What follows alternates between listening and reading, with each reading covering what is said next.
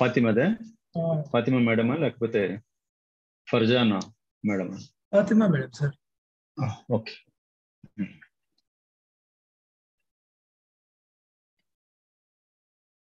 Okay, మీ time ఎంత సార్? 1:31. 1:30 to 2:30. అదే 1:30 to 2:30, ఇది 1:31 అయింది. ఇంకొక 1 or 2 minutes చూద్దాం. వెయిట్ చేద్దాం sir.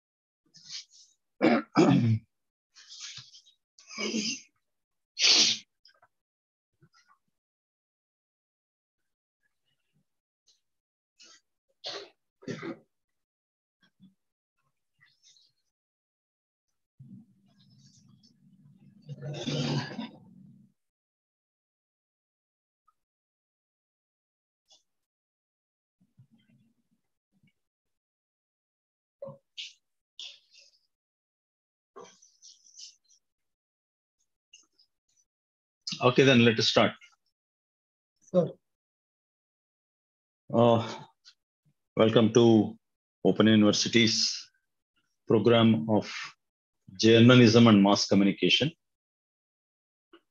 This is the class of Public Relations in second year, semester 4. Already we have dealt with 2 blocks, lessons 1, 2, 3, 4 in offline classes. The last class was at the university headquarters, and today we are going to deal with block 3, and block 3 will have 3 lessons. They are called units here. Unit number 5 is 4 stages of RPCE model of public relations campaign or marketing campaign, whatever it is. And then unit number 6 deals with in-house public relations structure. And unit 7 is about structure and functions of public relations firms that operate outside. Now, this block 3 is devoted to learning various steps in the public relations process and the role and functions of an in-house PR department and a PR firm. This unit 5, especially the 4 stages of RPCE model, it dovetails the various steps in the public relations process, that is from defining the problem through fact-finding and research to planning, programming and implementing it, and evaluating the outcome. Strategies, techniques, these are all the things one should possess if at all he is a practitioner or a professional. Strategy plays a very important part in understanding the problem or the issue as such and finding solutions that benefit the problem while seeking the desired response from the stakeholders. Okay. RPCE stands for what? This is what we are going to discuss in this particular unit, that is lesson. RPCE stands for research. The stage is research.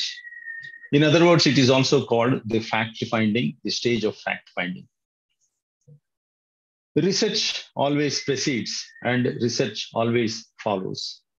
The first research is called situation analysis or fact-finding.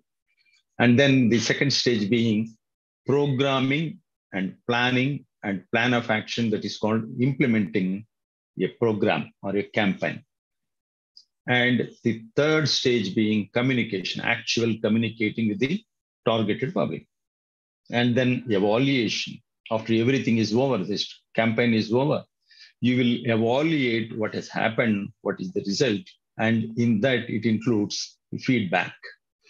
So the feed forward and the feedback, these are all these two things are very important in any communication, whether you are talking to one or talking to a group or talking to your people or whatever it is.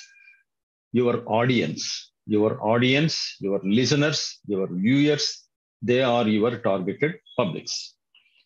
So research process is also called fact finding, or in other words, situation analysis. The first step in any campaign process is to define the problem. The problem must be defined first. And why at all it is a problem, it should be seen in the first instance. There are various kinds of problems which public relations will find solutions, and at least will try to seek the solutions and try to solve the problem. Because public relations man is a troubleshooter, not a troublemonger.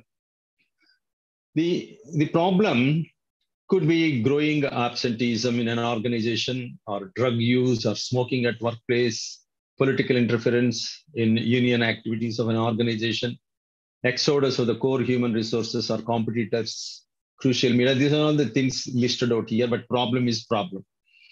So the first step in the campaign is finding the problem. What exactly is the problem? Supposing a mechanic is there.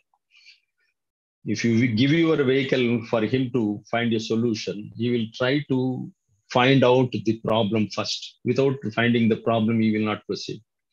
Then the next step is he will find the appropriate tools, whether particular tool is there or not. And then he will adopt a kind of strategy, whether the car should be lifted or to be jacked up, or it should be taken to the workshop, or it should be attended on the spot. These are all the things called strategies. So for everything, from a miniature thing, from a micro thing to a macro thing, from a small thing to a bigger thing, the first step is to find the problem, find out the problem and the ways and means to find solutions to solve the problem. And we PR people or journalists or communicators, after finding the problem, we'll define it. We give a definition to the problem, whether it is a problem at all, or a problem due to something, or problem that has arisen out of something. This is called a definition. We define the problem. By defining the solution may be easy, because unless it is defined, unless the problem is found out, unless the problem is traced out, the finding solutions and seeking to solve it is meaningless. So there are various kinds of definitions given to public relations that we need not go because in this 1 hour we need to touch upon 3 units, that is 3 lessons. But in a nutshell, public relations needs research on people's attitudes, organizational image, identity, image. These are all the things associated with an organization. And public relations practitioners are the custodians of all these things. They can be, the image can be anything. And research assumptions, also called as hypothesis.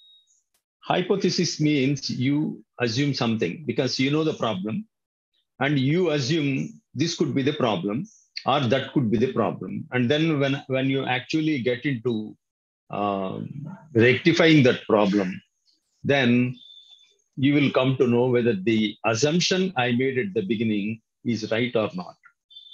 You know already what is the research. Some hypotheses are positive hypotheses, some hypotheses are called negative hypothesis, some hypotheses are called null hypothesis. Whatever is hypothesis, let us call it simply as assumption.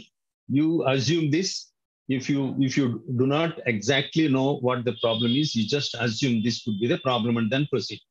So this is what is meant by fact finding or situation analysis before proceeding into research. In public relations, research is also conducted to answer specific questions. Hello. Like, hello. Any problem? Any yeah, problem? Sir, by hypothesis, we can find a solution Yeah. because we are assuming and finding the solution. Is it possible then? Yes, it is possible. Mhm. Unless without assumption. So at that stage, it is called fact finding, trying to find out the fact. If you do not know exactly what the fact is, you just try to assume this could be the problem, and then you open something. I told the example of a repair of a car. You are giving it to a professional mechanic. He will assume that this could be the problem. He will check this, check that, check that. This. Ultimately, he will find out this could be the electrical problem. Then he will get into electrical. That was an assumption. So without assumption, without a hypothesis, generally in research, we cannot proceed further. So other things, smaller things can be, but just looking at them, we will find out what is the problem and then proceed further. But in certain things, because this is a social science, public relations cannot be measured. It is qualitative. It is not quantitative. So always public relations, all social sciences needs more of qualitative research than quantitative research. Of course, quantitative research is also necessary. That could be converted into a qualitative thing. So in public relations, research is also conducted to answer certain specific questions like who are your targeted audiences? So KYA, every organization these days will look for KYC, periodically KYC, know your customer. So why should one should know the customer, his own customers?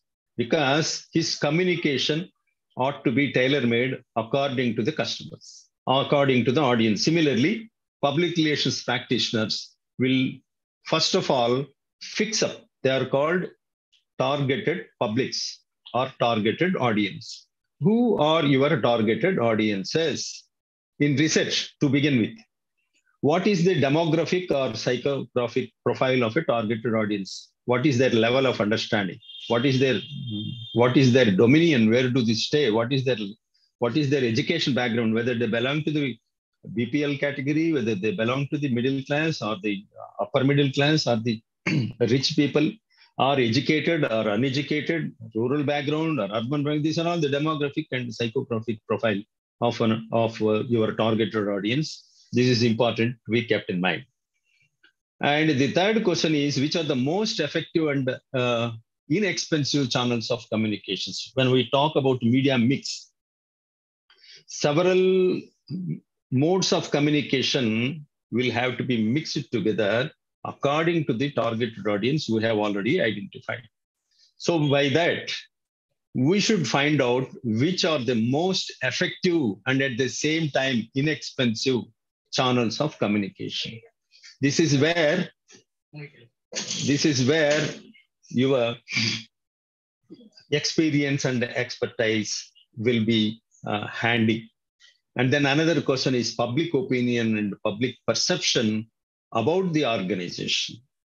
You are working for an organization and you have a problem, and you are asked to take out a campaign, run a campaign, whether it is for product promotion or a brand launch or the diversification or expansion, acquisition or merger, whatever is the situation, and the inauguration, whatever be the situation, then you will be proceeding with the 4 steps like RPCE, and we are into the first stage of that research. And the things that should be answered are your targeted audience and their demographic or psychographic levels, and then the selection of channels as such, and then public opinion and public perceptions about the organization. Public opinion is very, very important for the public relations professionals. అవన్నీ ముందు చెప్పమన్నాను కదరా, క్లాస్లో ఉన్నాను కదా. Sorry. Public opinion is very, very important in the practice of public relations. Not only public relations, in any democracy, public opinion plays an important role, because the elections, the very foundation of elections is public opinion. I told you in the other class what is effective majority, what is the numerical majority, and all these things. So in a democracy, in a liberal democracy or illiberal, whatever is the form of democracy, a democracy is of the people, by the people, for the people. And in that case, it is a representative government where the people's representatives rule the people, form the government. So in that case, public opinion is very important. There is a saying that today's public opinion is tomorrow's legislation. What does it mean? The consensus of public opinion. See, in olden days, there used to be several practices as a tradition in our society, like there were no widow marriages, but there used to be child marriages. But because of the public opinion molded for and against these two things, the child marriage has been prohibited and widow marriage has been encouraged. So public opinion is the very foundation for anything, and more so for public relations, public opinion is more important. And public perception of the organization. What the people are thinking about your own organization, that should be censored first. That should be taken into consideration. And then you should also answer another specific question, like the public influencers. Who are the public influencers related to your organization? And who could be the opinion leaders to whom we should approach? So opinion leaders. Who are the opinion leaders? Let us look into the list later. Now coming to methods of research. What are the methods? Modes are different. Methods are different, methodology is different. I think in a different paper, we'll be dealing all these things. Research is a means to an end. It is a travel from unknown to the known or from known to the unknown. That is the general definition of research. Research helps diagnose a problem. Research can be both informal and formal. If you look at the informal research techniques, informal methods, according to the practitioners, still dominate public relations research despite the availability of highly developed social science methods. Some of the informal methods include by personal contacts. We'll be in touch with people. Again, you'll be identifying them and then be in touch with them. Through gatekeepers. Who are the gatekeepers? They are the information holders. They will not allow everything to come in. They'll do some kind of gatekeeping. Whatever information you need, that will be coming through them. They will be filtering the information. So apart from opinion leaders, apart from individuals that you have identified, these people are also called gatekeepers. Who are these gatekeepers? Anybody who is knowledgeable or anybody who has some exposure or some touch or some knowledge about the subject or the issue, they are called gatekeepers. Here they have been identified as leaders. Whatever leadergiri they do, they are called leaders. And opinion makers or information leaders. They could be newspaper editors, radio, TV editors, reporters, journalists, teachers, taxi drivers, tractor drivers, postman, village headman, restaurant waiters, a college-going student. Whoever gets information, they are called information leaders. And from them, information goes to the other level. They are called information dependents. Information leaders on one side and information dependents on the other side. Particular process is called two-step flow of information. The information come to the first step, that is information leader, and then passed on to the information dependents. Then through mail analysis, companies in product line receive tremendous amount of mails, lot of information through emails and all these things from the customers and the observers, general public also sometimes. So through email analysis also you'll be getting some kind of information. And one more source is field reports. Already reports will be there on the subject, already codified. They have already been recorded either in the form of reports or in the form of books or essays or articles, whatever it is. They are called field reports. They'll be handy for you to do research. And formal research methods are focus group discussions. So far, we have discussed about informal things. Now, formal things. Focus group discussions. They're called FGDs. Who are they? Already you have focused. In other words, you have identified them. A particular thing. Suppose you wanted to do some kind of research on usage of motorcycles or telephones. Who are the focused group people? The people who use telephones or cell phones or the two-wheelers. If you want to do research on two-wheeler users, you will go to the two-wheeler users only. You will not go to the four-wheelers. So these people are called focused groups or focus groups. And media content analysis is another informal research method. Media content. So you'll be watching the newspapers or televisions or radio, and you will come to know, if you go and review them, you will come to know about this subject already. It is there, already there. So by that, you will also gather some kind of information by analyzing the content already reported into the media. Then communication and audits. These analyze what has already happened with a company's communication already, because reports will be there about the company. Suppose BHEL is there, assume that BHEL is there. Will there not be any reports in the newspaper earlier? So you'll be going to the earlier reported things and come to know about what has happened. And what about this organization? What is the recall of the organization in the minds of people? Supposing BHEL, if people do not recall, then its credibility, its recall about its presence in the market or its presence in the society is weak. If everybody recognizes what BHEL is, then its image is more. This is just a small yardstick to measure how it is remembered by the people. And social audit is another audit. In terms of accounts audit, the auditors may project a company in such a way that it is very healthy and all these things. But in case of social audit, it is not in the hands of auditors. Only people, only the society, the community around, or the society at large will decide whether the organization is good or not.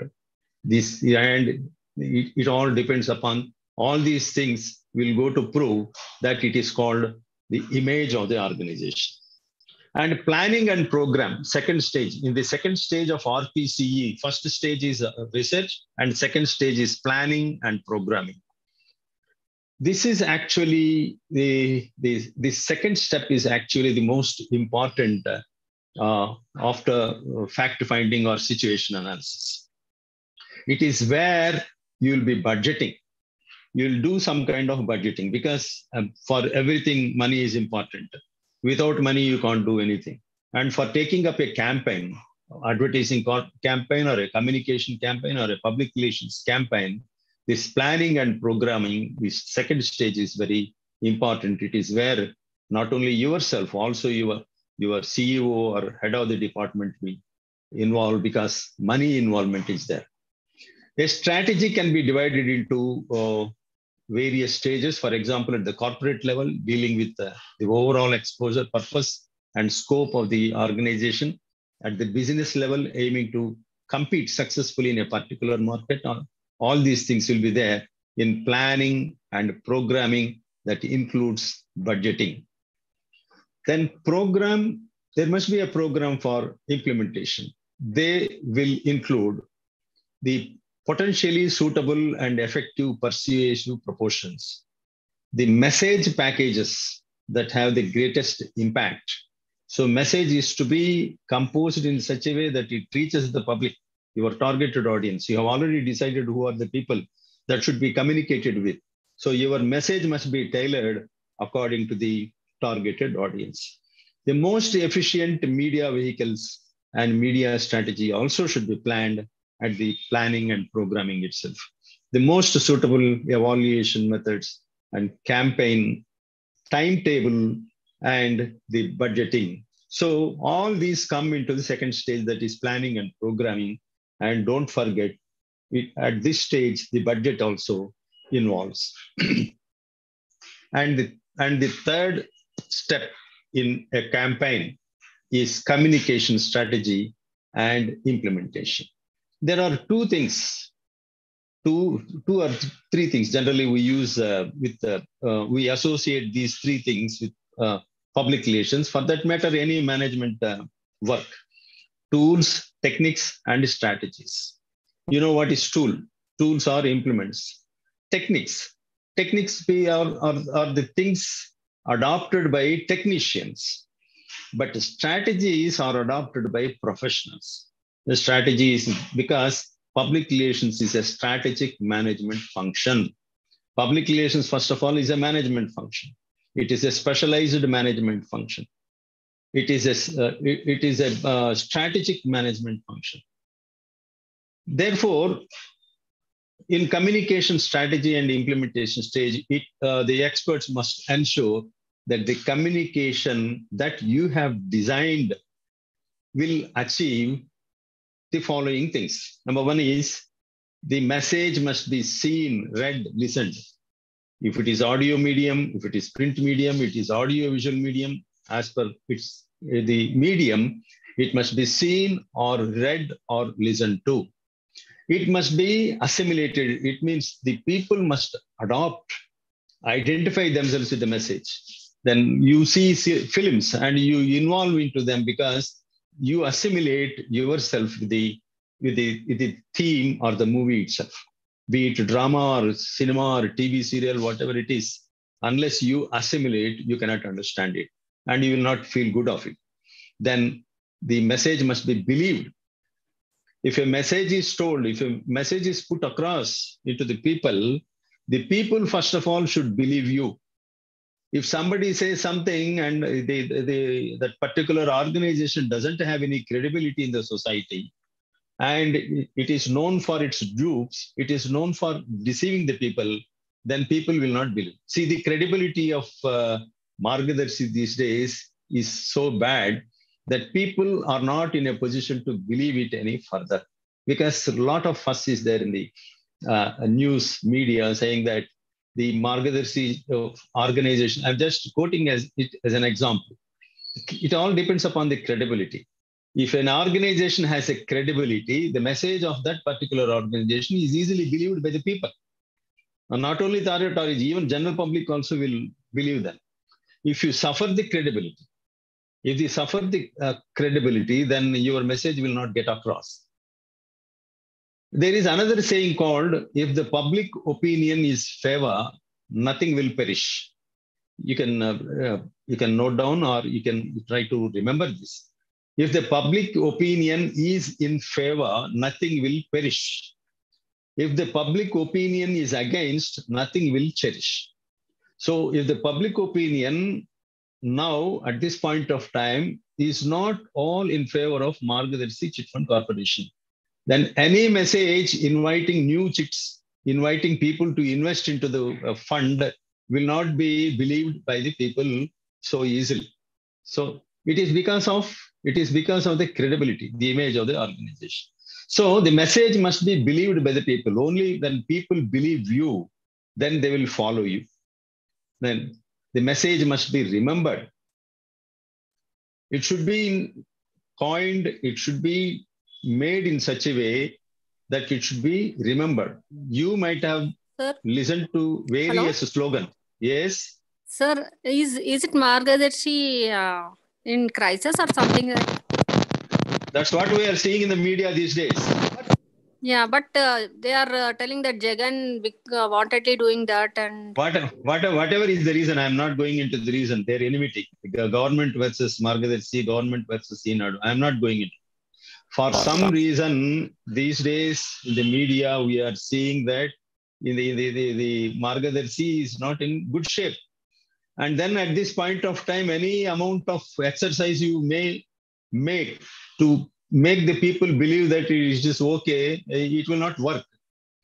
If credibility of Jagan, the present CM of Andhra, is suffering, then people will not believe him. So it all depends upon the how media reports, how people perceive it. So this is what I wanted to say. So credibility, image, these are all the things. If people believe you, they will invest money, they will come to you, they will buy your products, they will avail your services. If it is not there, it is very difficult to attract people. So what is the meaning of advertising or advertisement? For example, keep your public relations aside for a minute. What is advertising? We are also dealing advertising. What is advertising? Literally, the meaning of advertise means to draw attention. There is no ethics. There is no principles. There is no morals. There is no truth. There cannot be truth. In marketing a product, there will be an advertising. But the immediate duty of an advertisement is to draw the attention. So that is drawing the attention, and then you tell them. All the commercial advertisements are not based on truth. They are all exaggeration. Srujanatmakata ani kinda kinda. Yes, yes.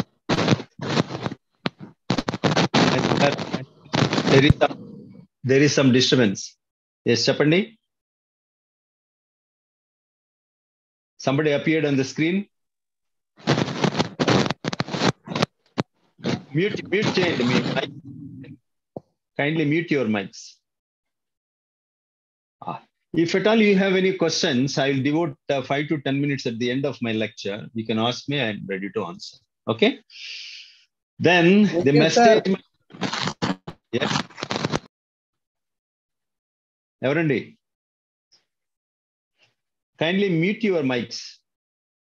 ఎందుకంటే ఇది మనకు 1 hour ఉంది కాబట్టి let me complete 5 to 10 minutes నేను devout చేస్తాను చెప్తాను. ఎందుకంటే 3 lessons cover, ఇంకా 3 hours ఉన్నాయి మనకు, టోటల్ 8 hours లెక్చర్. ఇది ఇప్పుడు 5th lesson మనం we're dealing. Okay, media strategy. And what is media strategy? Which media is most suitable to reach out to the desired publics fast and at the lowest cost per opportunity? Which media are considered more credible? Malli media kuda credibility untundi. Every media will have a credibility. A small newspaper may not have that credibility as Eenadu or Sakshi or Andhra Jyoti is having. So whatever appears in those major newspapers, people will think that this is credible information. So mainstream media or legacy media or conventional media, variously called, will have some kind of credibility. If you look at them, if you get information through them, you are bound to believe. That is called credibility. So what you wanted to do in RPCE while taking up a campaign, and when you design a message, you say which media is considered more credible. Credibility, it is always credibility. Which media would prove more impactful on the audience? These are all the things we have to look into. Here is a list of ways through which information is given out, that is disseminated to the news media. What are the modes? What are the things that you have in your hand to give information to the news media? Fact sheet, news fact sheet, of course. Press release or media release, variously called. Press release earlier, now they are called generally media release. News fact sheet, event listing, interview notes, feature release, then actuality, audio news release, podcasting, B-roll, media kits, online newsrooms. You need not call press conference each time to tell about something. There may be important things where you call a press conference and give out information and answer their questions. But general information, day-to-day information need not be called for a public the press conference. But if you have a portal, you have a website, and you create a newsroom, you put all your news, day-to-day news in that, so that the journalists or the reporters will pick up the news from that point. And then they will be, depending upon the newsworthiness, they will carry it. Then the 4th stage is evaluation and feedback. So RPCE, first thing is research. P stands for planning. and programming, including budgeting. Third stage is communication, communicating with the audience, dissemination of information by selecting the media or media mix, and then evaluation and feedback, the fourth stage. The fourth and the last stage in this process is evaluation. You evaluate the result of your campaign because it helps in quantifying the PR process. In other words, the exercise will reflect whether the objectives of the campaign were achieved or not. So these are the four stages of a public relations campaign, also for a marketing campaign, also for an advertising campaign, or for any communication campaign. Then results and impact, or you will come to know after the campaign was over. Then come to the next lesson, that is in-house public relations structure. What is in-house public relations structure? You have an organization, be it a government organization or a corporate sector, a public sector undertaking, or an NGO where you are working, whatever is the organization. Organization is a setup. It can be a company registered under Companies Registration Act, or whatever is the Societies Registration Act. Whatever is the entity, it is called organization. And there will be in-house PR structure within an organization, how it will look like and how it functions. And you will be part of that in-house PR structure. If you are a public relations practitioner, PRO or PR manager or chief information officer or information officer, or whatever is the designation given to you, you are dealing with the people with the communication. So now we are dealing with in-house PR. What is its structure? What are the functions of in-house PR department? And what is the role of this in-house PR department in advising the top management? These are all the things we are going to deal with in this lesson. Public relations as a profession, it has come a long way, both globally and in India. You know, around 1780, for the first time, the word public relations has been used by the then American president. And in India, during the First World War, in Shimla, a publicity board has been established. I think you remember, if you are above 40 or 50 years, then you will remember there used to be at the beginning of every movie, there used to be a war reel. Thereafter, it has become newsreel. So war reel now.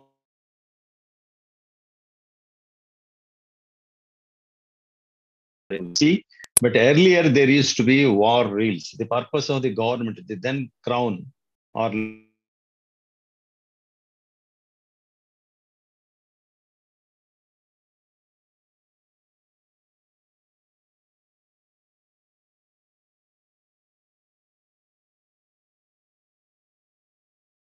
they used to call it as war reels. And to inform the people about the war and our disposition in the world wars, there used to be some kind of war information. So for that purpose only, a publicity board has been established in Shimla in those days, around 1990, during the First World War. And now that has become Public Information Bureau, PIB. The present PIB, one of the Government of India media units, was once a publicity bureau. Okay. The liberalization of 90s opened the doors for the global corporates that were eagerly waiting to tap the docile Indian market. How after the globalization, 1992, 94, during the regime of P.V. Narasimha Rao, throughout the world, there, according to the advices of the World Bank, liberalization, privatization, and globalization has taken place, and India also adopted that LPG, and that paved the way for the development of public relations further. Now, as it is called public relations as a management function. Earlier, it used to be called as a press agentry merely, just for the sake of giving information to the press. As an agency of giving information to the press, public relations practitioners were earlier called as press agents, and the entire system was called press agentry or spin doctoring or publicists. These were the names given to public relations practice when it was not refined. Now, the public relations practitioners in the year 1968, they have resolved that hereinafter we are not technicians. Hereinafter we are not spin doctors. Hereinafter we are not press agents. We are not merely meant for giving out information to the press.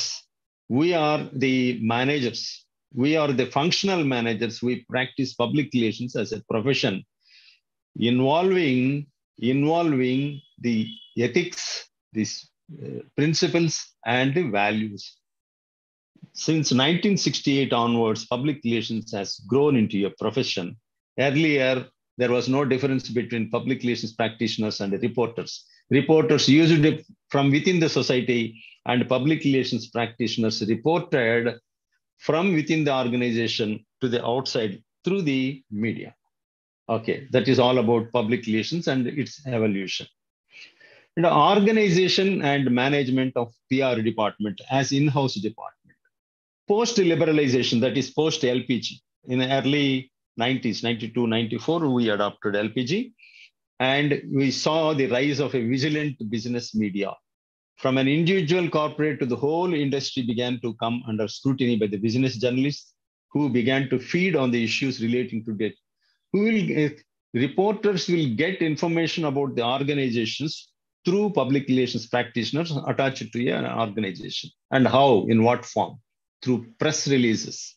Earlier, they were called as press releases. Now they are called media releases. And what is the structure of in-house PR department within an organization?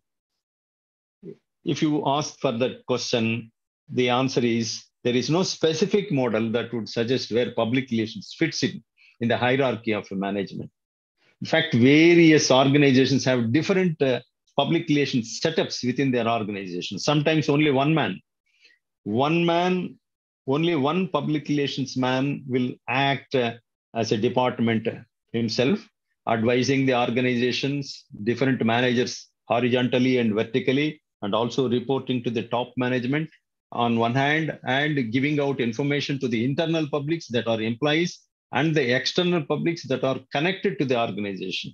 That was the role performed by a single individual, also called as PR department. But there are other modes of PR setups. They can be an officer with several subordinates, or a hierarchy like a DGM or a director, additional director. Below him, some joint directors or deputy directors, and below them, the officers, clerical staff. These are all things. So ranging from one individual to a full-fledged department, there can be an in-house PR department. This is what they mean to say. And then a structure of a PR setup in a private organization. The government departments, there will be a department, there will be a PRO. You may be called a CPRO or PRO or PR manager or senior manager or chief manager, whatever it is. And then if you look at the structure of a private sector organization, and below the CEO means the proprietor, the head of the entity, a private organization. There will be a senior executive vice president, and below him, senior vice presidents. And below him, there can be global media relations issues manager, innovation technology communication manager, mobility communications. There is no dearth for designations. Whatever it is, whoever deals with the communication, he is supposed to be in either communications department or a public relations department, or together corporate communications department, public relations and corporate communications. There is no bar on these things, because if it is a corporation, the people connected to that organization will be given some kind of information. Then it is called corporate communications department. Supposing it is a government department or a government public sector undertaking, then there is no corporate activity. It is purely the welfare schemes, people-centric schemes, and populist schemes introduced by the government. The information about these schemes, policies, and programs will be given out by the manager in a format through media. Then it is called public relations department. So there is no difference between public relations department, corporate communications department. In governments generally and government undertakings, government organization, it is called PR. And in corporate sector, it is called corporate communications. Don't get confused by these two terms. Then what are the functions of a public relations department in a private organization? Corporate visioning. Corporate vision. What is vision? It is a step ahead of mission. The mission is immediate what you are going to do, and the vision is you have something in your view. That is a larger perspective. A vision, corporate mission, corporate vision, aims, and objectives. These are all the things associated with an organization. And a PR practitioner or a corporate communications manager is very much attached himself to all these things like mission, vision, aims, and objectives, because he is also the custodian of all these things after the CEO or after the top management. Then creating a corporate identity is the very job of PR man. Corporate identity, corporate image, how they will come. They will come because of several things, not one single particular thing. An identity you may get it through your logos or your slogans or your visibility in the media or your visibility in the society, visibility within the minds of the targeted audience. But the image is something else that is called goodwill that cannot be measured. And the image once acquired, it shall be maintained. If you do not maintain that, you will fall down. The image, if the image is suffering for any reason, maybe a crisis, financial crisis, man-made crisis, whatever is the crisis, then if it suffers, then it is very difficult for the organization as well as the PR department to bring it back. So creating corporate identity, for example, if you just visualize any organization, every organization will have a logo and a slogan. For Air India, there is a logo and a slogan. For Indian Railways, there is a logo and slogan. For LIC, there is a logo and slogan. For every bank, there is a logo and slogan. These are all the things that will get you identity first. And through your working, if you do good, you will get a good image. If you do not do good things, you may not get that desired image. So this is called identity. And say media relations. A public relations practitioner's main foremost duty is to maintain media relations. This is the reason why the people who are qualified in journalism and mass communication or mass communication and public relations or the working journalists, they will be appointed as public relations practitioners because the foremost idea of any organization is to get media mileage. What is media mileage? Getting your news reported into the media almost frequently every day. Whatever is the size covered in the news media, it is called advertising value equivalent. If the news is covered in a newspaper, that news is given out by a public relations man and a corporate communications manager, that will be compared with AVE, advertisement value equivalent. Supposing a 2 columns, 6 centimeters advertising costs you a 1 lakh rupee in a newspaper. And if you can achieve that size, that extent in the newspaper by your media release or press release, and that will be counted in terms of money, that is called AVE. So whatever a public relations man is supposed to do is calculated in terms of money. The management always looks at the public relations practitioners that he will get the organization covered in the media day in and day out. Then marketing communication. The marketing communication department and public relations department will have to coordinate and manage the publicity of products or services, whatever the company produces. And another important job, the in-house PR department, whether it is single individual or a department itself, is both the internal and external communication. So with whom internal communication? The employees are the internal public. Therefore, whatever you communicate with them becomes internal communication. And if you communicate with other people outside the organization, though outside the organization they are closely or remotely connected with the organization or its products or services, then it is called external communication. The PR department generally carries out these two important functions, that is internal communication with the internal public, they are employees, and the external public, they are called stakeholders of various nature. Government relations is another function a PR department is supposed to discharge. A good relations with the government. What is government here? Right from local government. Maybe if it is in a rural area, a Gram Panchayat, or the officials working with the Gram Panchayat. If it is a corporation, municipal council or a municipal corporation, that itself becomes a local government. Or an MLA, though he is a people's representatives, sometimes because he can influence the government officers, he will also be taken into consideration. Then government departments, like whatever, you just imagine your organization is producing some something called a wooden furniture. Just assume for the sake of example. You are supposed to have license with the forest department, that is government.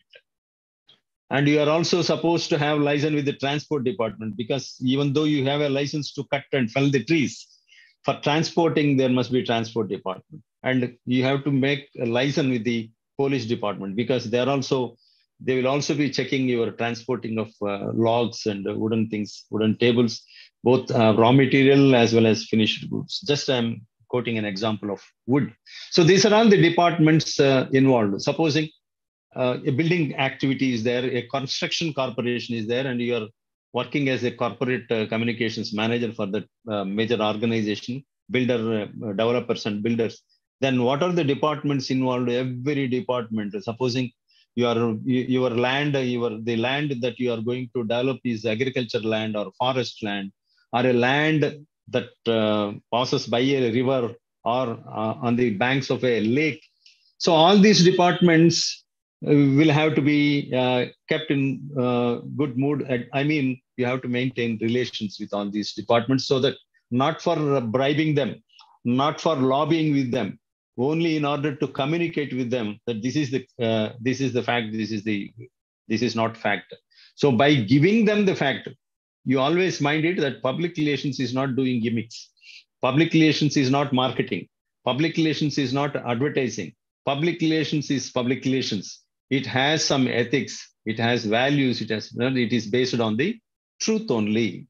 So only then it is called public relations. Otherwise, it is something else. So crisis communication. Crisis communication is also one of the duties to be discharged by a public relations department, in-house department, or if you engage a PR agency, that becomes the duty. Yes, crisis communication is considered an inherent part of public relations. For that, there must be an anticipatory PR plan. Expect the unexpected. And when it is the question of crisis, what you have to do is, there is a mantra, communication mantra for crisis called tell the truth. You remember this. Tell the truth, tell it all, tell it fast. Tell the truth, number one. Tell it all, tell it fast. So this is the mantra for crisis communication. So if you do not tell the truth, the media will question you again and again till you give out the information. Truth. Supposing a fire accident has occurred because of the negligence of the department in your organization. And if you say somebody with a sabotaged this, the media will not believe, because they are investigators. They investigate into.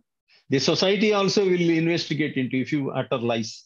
So if the truth is because of the snapping of electrical wires, and that is also because of the negligence of the department or the organization, tell the truth.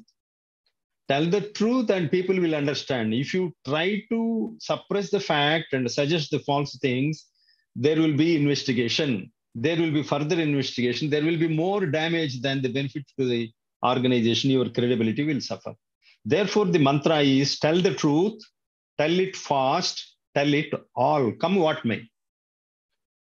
So crisis communication is one of the important functions of the in-house PR department to discharge. And then all other allied functions.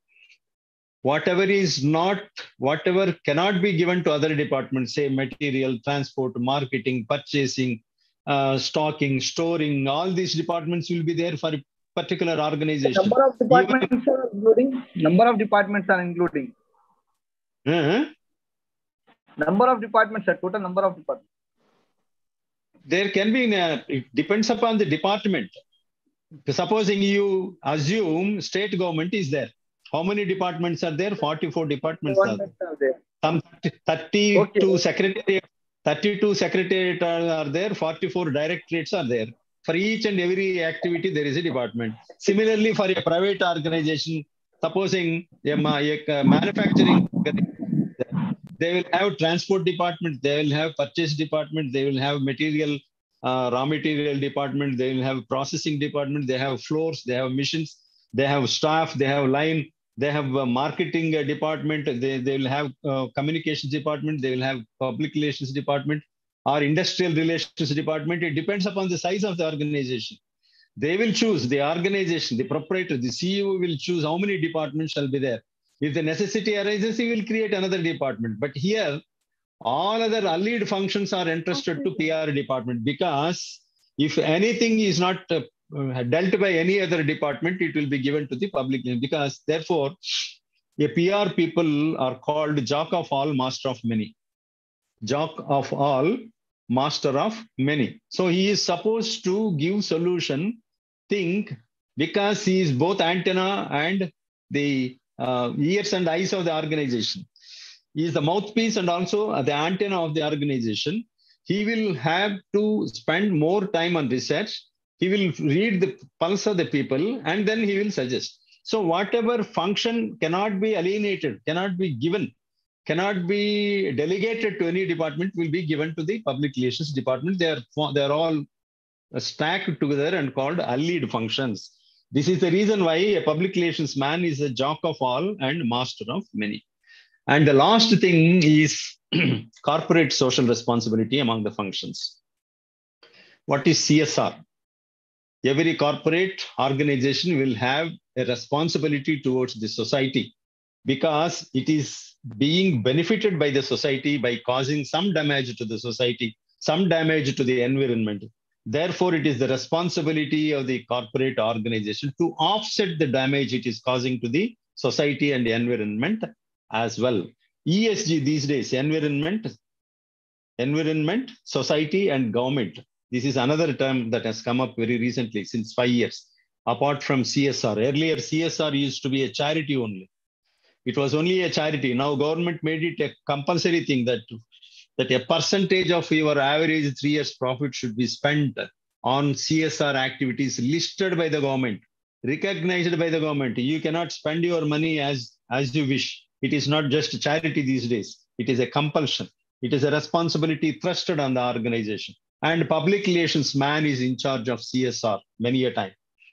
And then advising the top management is the duty of the public relations manager.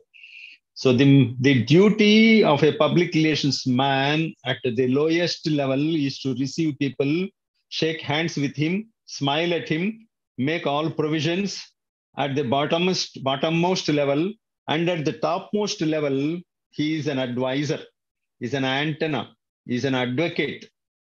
So all the roles he is doing, and he will be in a position to advise the top management. So advising the top management is also an important duty that is being performed by a public relations manager.